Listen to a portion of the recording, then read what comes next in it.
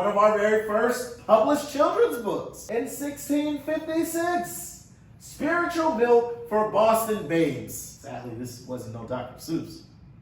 This wasn't no Horton Hears a Who. This book deemed children as being wicked, evil, demonic beings who needed church, God, and their parents to set them straight. It was heavy on that I word that we hear a lot now, especially within Florida legislation, in alignment to censorship and banning books. Heavy in that I word. Does anybody remember this I word that DeSantis uses?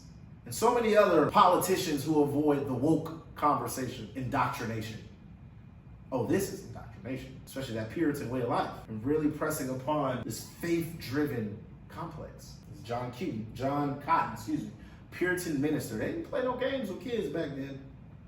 Let's lighten the mood a little bit, just a little bit. So let's go back to Orbis Pictus, the very first picture book, 1658. It was created on a wooden slab. Like, this ain't paper and pencil, y'all. This is chiseled. They're chiseling this book.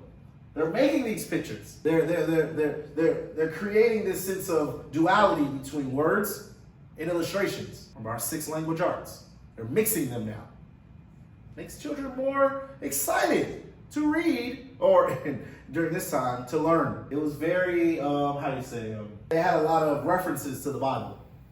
This is how they taught the faith. They taught faith at a very, very young age back then. As we do now. We're taking kids to church and this and that, Sunday school. But this was like school. Imagine Sunday school being Monday through Friday. Sunday through Friday.